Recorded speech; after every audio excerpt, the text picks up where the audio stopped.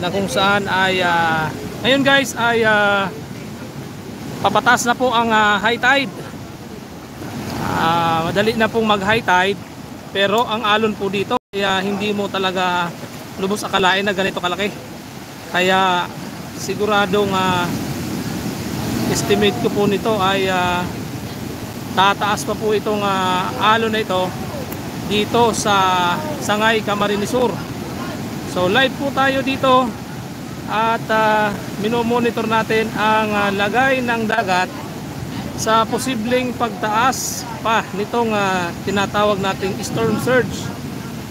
So nakikita niyo po, yan location po muna natin, Barangay Nato, Sangay, Camarines Sur. Yan po ang ating location, Barangay Nato, Sangay, Camarines Sur, 4th Congressional District ng Camarines Sur.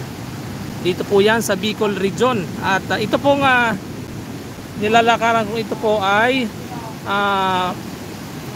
main road po ito ng pier o ng pantalan. At nagmistulan na po itong dagat dahil po sa taas ng alon na bumabayo dito sa pier o pantalan ng Nato,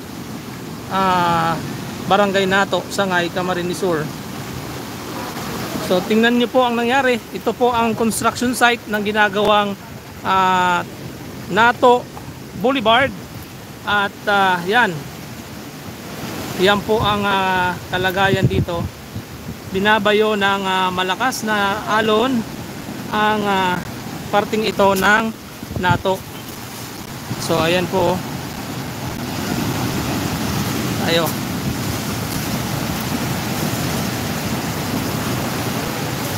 So yan, nakikita nyo po ang naglalaki ang alon na talaga namang super ang lakas.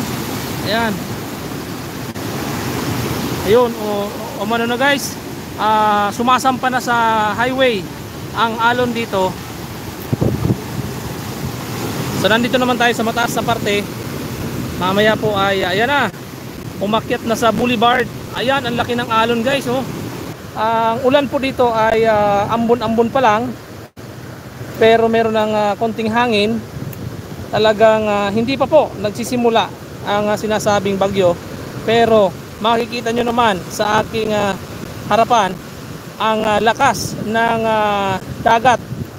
Pinapakita po ito na talagang mas worse po ito mamaya pag patak ng gabi, mga alas 7, na talagang peak ang high tide, samantalang full moon po ang buwan natin ngayon. So yan, full moon tayo ngayon. Expected na mas tataas pa po ang level ng tubig dito sa Barangay Nato. So medyo lumalakas ang ulan, baba muna tayo. Lumalakas guys ang ulan.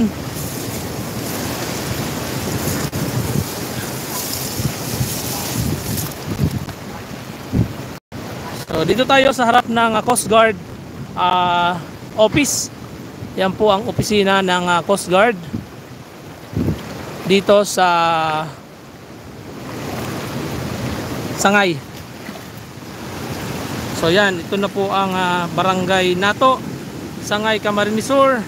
Live po tayo dito sa Facebook, sa YouTube, sa ating pagbabantay. Kasi malapit lang po yung bahay ko dito guys. Nasa 1 kilometro lang po, less than 1 kilometer lang po ang bahay ko po dito sa pier na ito. Kaya binabantayan po namin ang galaw ng dagat dito, sapagkat pag ito po ay lumala pa, mapipilitan po kaming pumunta sa mas mataas na lugar dahil hindi po natin alam ang pwedeng mangyari pag nagalit ang dagat. Hindi po natin alam, baka magkaroon ng matinding storm surge at mapiligro po o mamiligro ang ating mga buhay. So nagbabantay po kami dito. Ayan, may mga tao dyan, may mga barangay opisyal, mga taga munisipyo, at nagbabantay din po sa posibleng kahinatnan ng dagat ngayong gabi. Pero dito po sa Barangay Nato, dito sa coastal area, ay forced evacuation na po talaga. Ayan, oh, forced evacuation na po.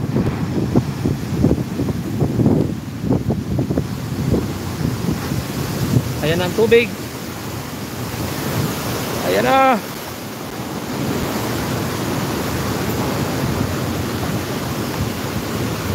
Mataas na po ang tubig talaga. High tide na. So, mega love shout out sa ating mga viewers. Sa mga Bicolano po dyan, mag-ingat-ingat po tayo. Ayan. Kita natin ang ating kalagayan. So, yan guys. So, andito tayo. Nakapayong. So, ambon pa lang yung ulan. Umaambon-ambon pa lang dito. Pero, ramdam mo na po yung lakas ng dagat. Makikita mong parang galit na galit guys yung dagat. Ayan o. Makikita nyo naman sa ating harapan na talagang nagngangalit po ang ating karagatan dito. So live po tayo dito sa Barangay Nato Pier, Port, dito sa bayan ng Sangay, Camarines Sur, 4th Congressional District ng Camarines Sur, para po ibahagi sa inyo ang kalagayan ng dagat. Ayan. So mataas pa naman pong parte ito. Nandito tayo sa may opisina ng Coast Guard. Dito na po yung mataas na parte ng pier. Pero halos kakayanin talaga. Magle-level ito dito guys. Sa sobrang lakas ng pinapakitang alon nitong si storm surge. Ayan. Inanod na yung mga construction equipment dito na ginagawa sa paggawa ng boulevard dito sa Sangay.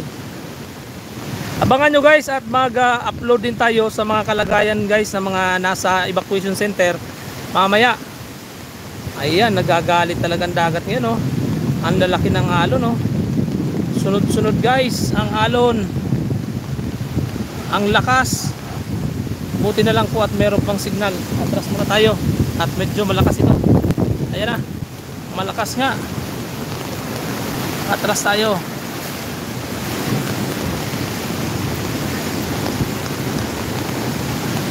Nakita nyo?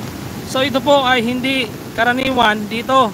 Kasi ito po nga ilalim ng punong kahoy na ito ay mataas na po. Ito na po yung pinakamataas na parte ng lupa dito sa tabing dagat. Kung baga sa normal na alon na kahit mataas yung alon sa normal na araw ay hindi po ganito.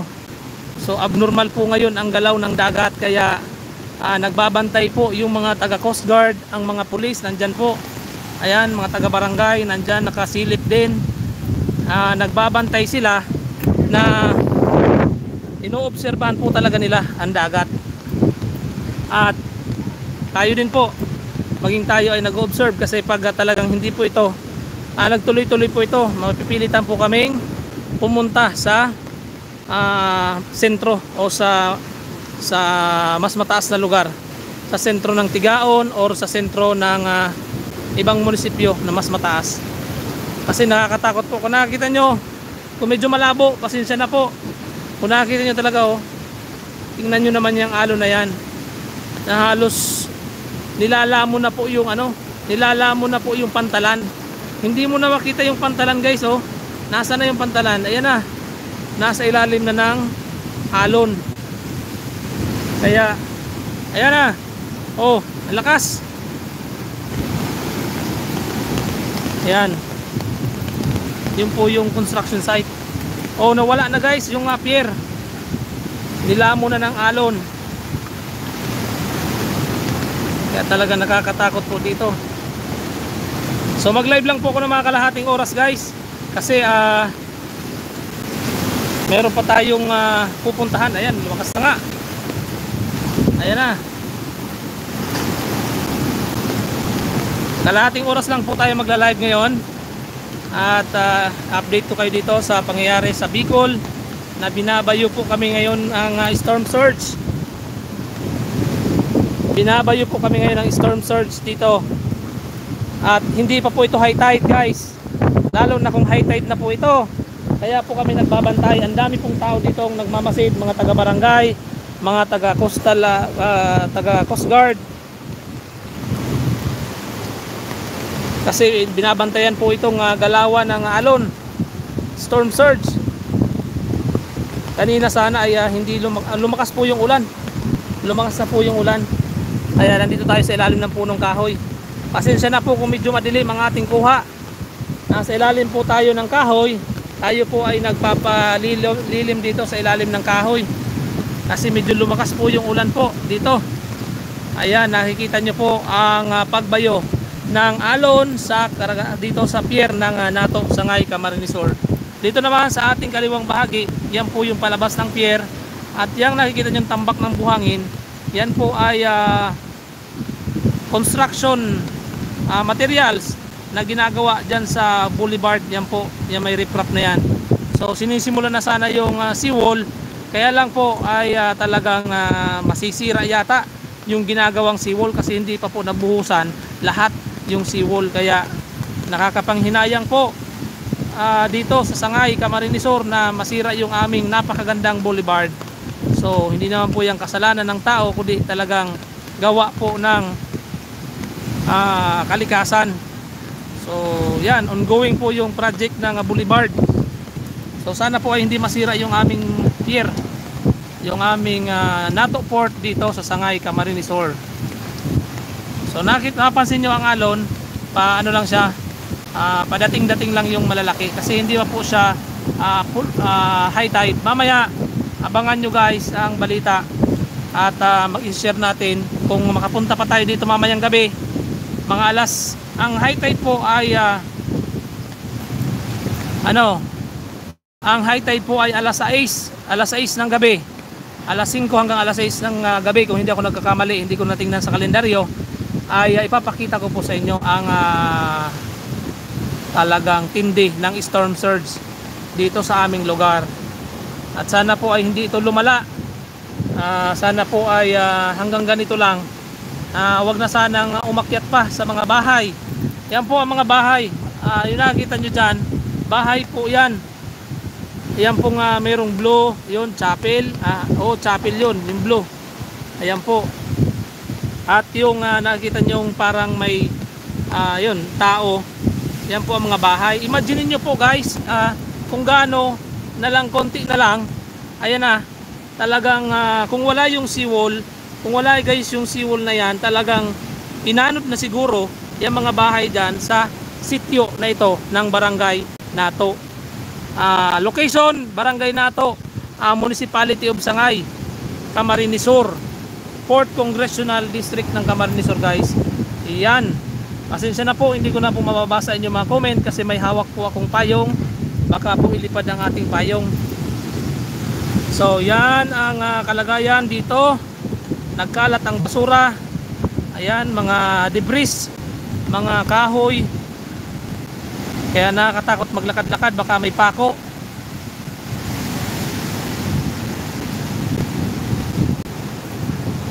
So ngayon po mga kapartido, mga kahabi, hindi pa po ngayon high tide. Hindi pa po ito high tide. Mamaya po pag nag-high tide pa ito, guys, pag nag-high tide pa ito, yan po yung inaasahan,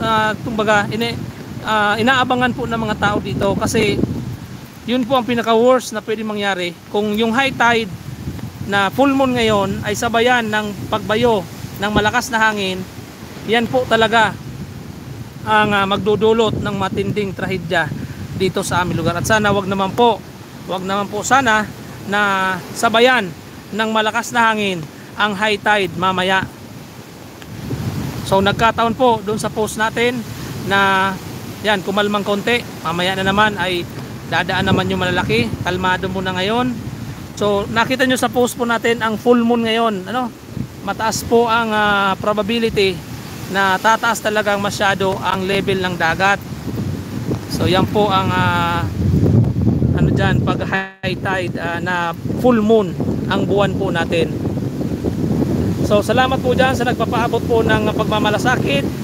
Salamat po sa inyong pagmamalasakit sa mga Bicolano. Sana po ay wala naman pong masaktan dito sa amin sa Bicol. Yan po ang ating panalangin na sana walang bata, matanda na masaktan dito sa paparating na bagyong si Pipito. So kung hindi po ako nagkakamali, kanina po nakita ko po sa post ni Sir Mike Padua, ang aming weatherman, signal number 4 na po kami. Yan po, signal number 4 na po kami dito sa Bicol. Hindi sa lahat ng Bicol, dito lang po sa Camarines Sur, signal number 4 na po kami. At sabi na baka daw po umabot ng signal number 5, wag naman po sana. Yan po ang mga prediction ng ating mga weatherman dito sa aming lugar. Yan, medyo kumalma po ang dagat kung napansin nyo. So kumakalma siya. Pag walang hangin, maya na naman ay lalakas na naman siya. Sunod-sunod na malalaking alon na parang nawawala to guys, nakita nyo kanina, di ba? Nawawala tong pantalan. Halos na mawala yung pantalan guys sa lakas ng alon nitong storm surge. Ayan guys, yung nakikita nyo, nakatutok ako dyan sa parting San Jose. Kanina doon tayo nag live sa San Jose, Camarines Sur, yung natututukan ng ating camera na baybayin. So nandito na tayo ngayon sa opposite niya, sa Sangay, Camarines Sur, sa kabilang pangalawang munisipalidad dito sa partido sa 4th Congressional District. Atras na tayo kasi nandiyan na yung malalaki. Ayan na naman, sunod-sunod na naman yan guys. Atras muna tayo. Dadaan na naman yung malalaking bagyo, malalaking alon. Ayan na naman sila. So ganyan ang behavior ng dagat. Kakalma ang konting oras, maya tapos yan na, sunod-sunod na naman na pagbayo nitong mga higanting alon dito sa Dalampasigan. So medyo humupa na guys yung ulan. Humupa na yung ulan, ambon-ambon na lang po tayo. Ipakita ko sa inyo guys yung harapan. Ayan, kung makikita nyo dito guys, hindi ko lang po may-zoom kasi lalabo yung video natin. Yung mga kabahayan po dito ay abot na. Ayan, naabot na po ng daluyong unang dagat. Kaya lang merong seawall. Kaya yung seawall po yung parang nagigisang hadlang sa paghampas ng tubig dito sa may mga tawag dito, mga kabahayan dito sa zone na kayang zone to ng Barangay Nato. Ayan pag lumalakas po talaga, abot na po yung mga bahay sana, kaya lang pasalamat tayo meron ng seawall. Ayan po, so medyo kalmado ngayon, kumalba. Kasabi sa kababayan ko dyan sa Bicol region na lalo po yung nasa gilid dagat, magligas na sila, hindi po maganda mag-tsunami, malakas ang hangin please. Okay, salamat Sir Alan Bulante. Sabi ni Sir Alan na sabihan daw yung mga kababayan natin mga Bicolano na lumikas kasi baka daw lumakas talaga. Opo, talagang pupuntahan natin ngayon guys yung mamaya abangan nyo yung evacuation center ng Sangay at ng San Jose. Tingnan natin kung ano yung kalagayan ng mga nag-evacuate na kababayan natin sa Sangay at sa San Jose. Yan.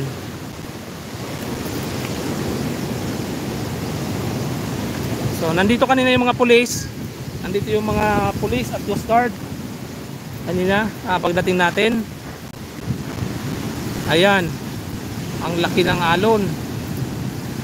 So mega love shout out sa ating mga viewers dyan. At mga 30 minutes lang po. At ititigil na po natin yung live natin para makapunta tayo sa ibang lugar. So kakatapos ko lang po guys na ayusin yung bahay namin.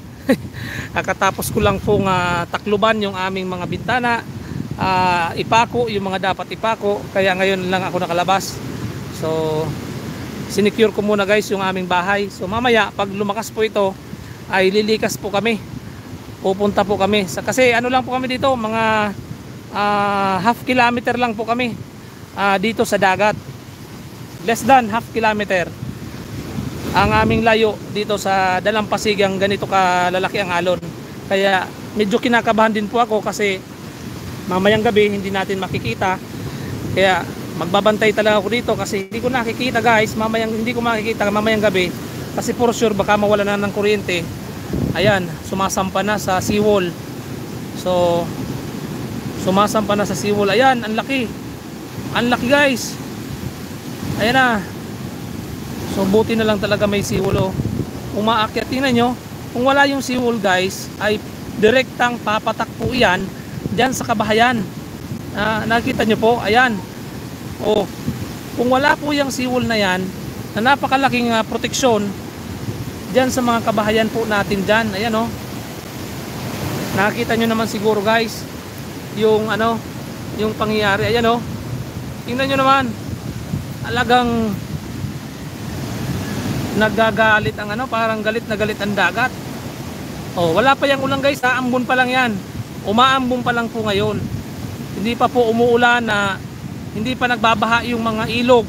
So sana ay wag na pong magbaha yung ilog. Kasi pag bumaha pa po yung ilog, ay siguradong makakatulong pa yun sa pagtaas ng tubig. So sana po wag na pong bumaha. Kasi delikado. Pag bumaha pa, tapos nagsalubong po yung ganito kalakas na alon. So yan. Ayan, inaanod na guys yung mga buhangin ng construction sa construction site. So nakakaawa naman yung contractor nito. Nakakaawa yung contractor ng bagay, insured naman yan. Sana insured po yan. Yung contractor ng aming boulevard na napakaganda ay nasisira na. So sa 1,500 viewers natin, location po natin is Barangay Nato. Barangay Nato, Sangay, Camarines Sur. 4th Congressional District ng Camarines Sur, Bicol Region. So nandito po kami nakaharap sa Pacific Ocean. Ang Catanduanes po ay katapat lang po namin na bundok. So itong nakaharap yung camera ko dyan sa tapat na yan ng dagat. Sa unahan yan, bundok ng Catanduanes na. Kaya talagang nakatapat na tapat po kami sa Catanduanes na siyang dyan maglalandfall ang bagyong si Pipito. According sa Pag-asa, kay Mike Padua at sa ibang mga weather agency na nagbabahagi ng kanilang data, na ang Catanduanes po talaga ang talagang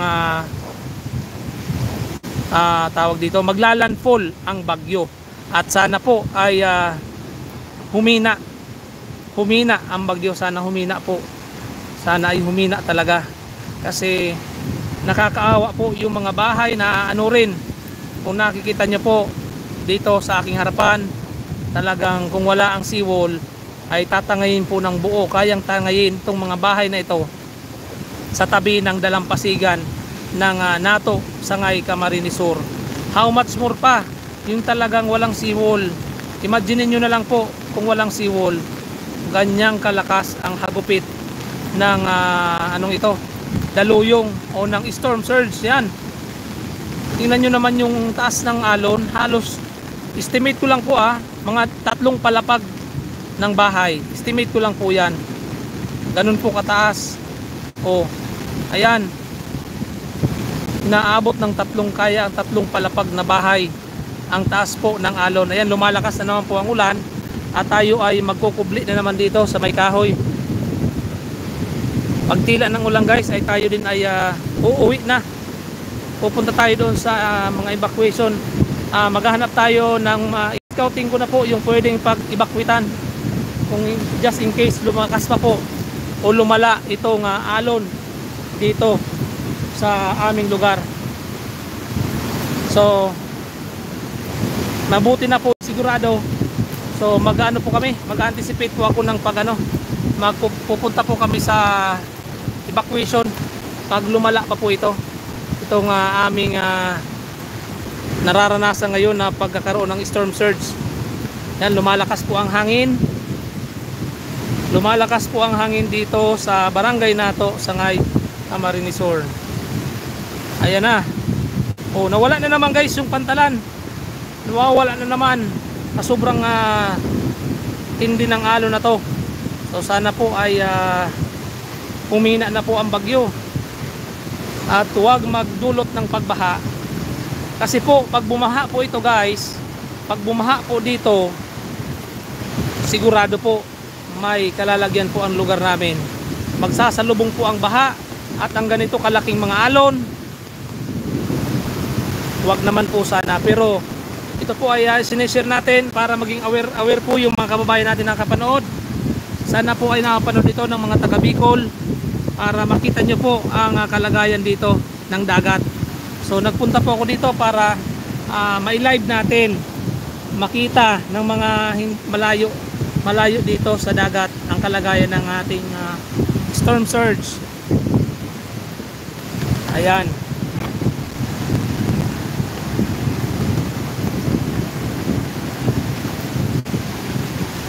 Medyo lumalakas na po yung hangin.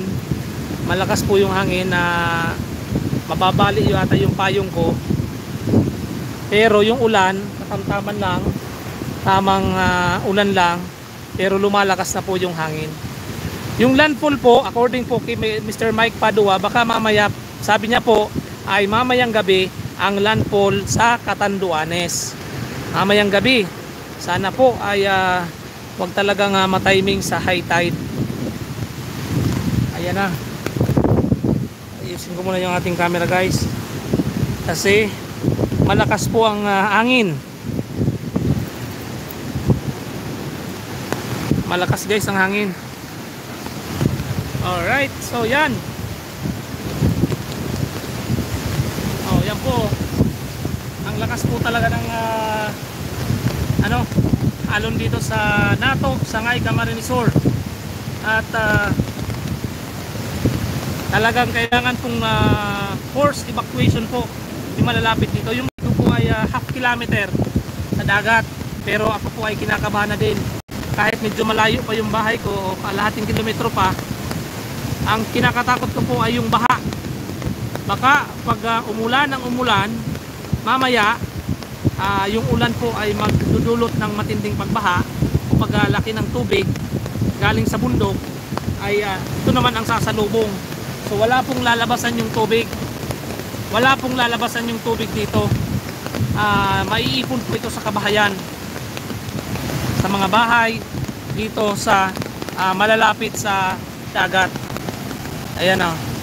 Tingnan nyo naman yung parang talagang galit na galit guys ang galit na galit ang dagat. Dito na tayo. Yan. Nakita nyo naman siguro.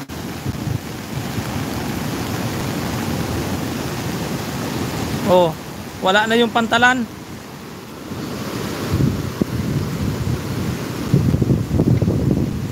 Ayan, ang laki. Ayan na. Oh. Ayan na.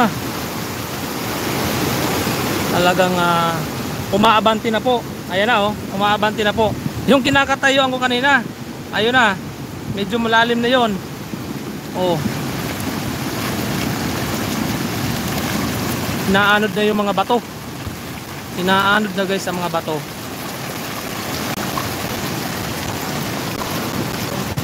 Ayan na. Ayan. Oh, tingnan nyo. Ang taas talaga ng alon. So sana po ay wag talagang sabayan ng baha. Sana po ay humina. Mahina dapat. Sana ay humina ang ulan ni Pipito. Yan po ang ating panalangin. Sana ay humina ang ni Pipito, tawag dito. Anong tigil ka pa ni Kuya? Subaldi. Inatong subaldi oh. Tigil ka pa niya. Ito na, sendang baldi. So sana po wag lumakas yung tubig ulan sa bagyo, ni bagyong Pipito. Kasi tingnan nyo naman yung alon na yan guys. Tingnan nyo yan. Oh. Grabe.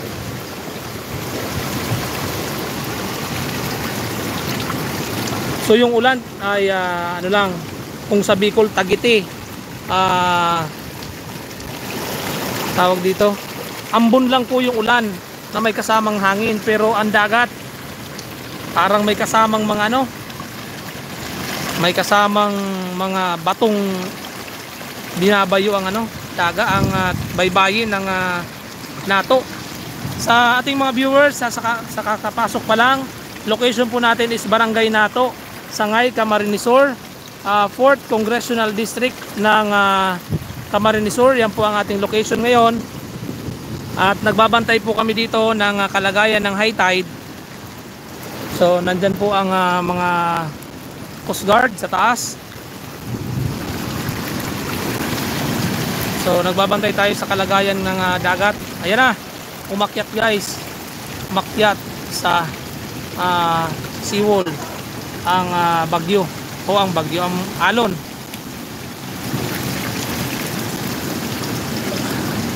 Ayan na naman, ayan na.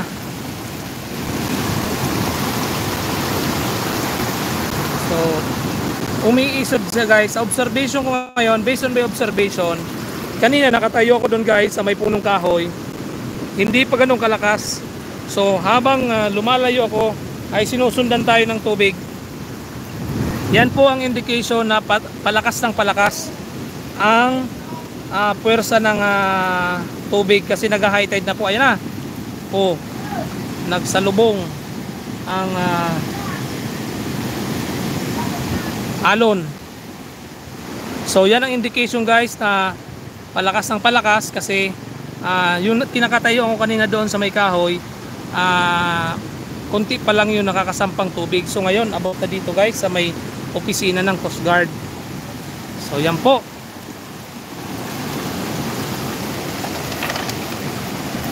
So salamat po sa inyong panonood guys, sa ating mga viewers dyan. Kalahating oras lang po yung live natin ngayon. Paumanhin po kasi ay meron pa po tayong gagawin. Yan po ang update natin dito sa Barangay Nato, Sangay, Camarines Sur. Yan, Philippine Coast Guard. Ito yung kanilang opisina dito. Ito ang Nato Port Terminal. Yan yung nakikita nyo. Ito ang Nato Port Terminal dito po sa Sangay, Camarines Sur. Location po yan natin dito. At ito ay mataas ng bahagi. Imposible na sana itong abutin ng alon, pero abot na po dito. Abot na ngayon dito ang alon. Kaya sa mga kababayan nating Bicolano dyan, mag-abang-abang po kayo. Kung talagang papalikasin na, ay lumikas na po, kasi hindi po basta-basta ang alon na dala nitong si Bagyong Pipito. So sa mga sumubaybay po dyan, salamat po sa inyong pagsubaybay. Umaambon-ambon. Salamat po sa inyong pagsubaybay at sa inyong pagmamalasakit sa mga concern. Salamat po sa inyong pag-antabay sa ating live ngayong hapon. Dito po yan sa Barangay Nato, Sangay, Camarines Sur. Ayan o, po yan sa port ng Nato, Sangay, Camarines Sur. So, salamat po at ingat po ang lahat. Ingat po ang lahat. Ingat-ingat. God bless po. Salamat sa inyong pagpapaabot ng pagmamahal at sa mga nag thumbs up dyan. Salamat po. God bless sa inyong lahat.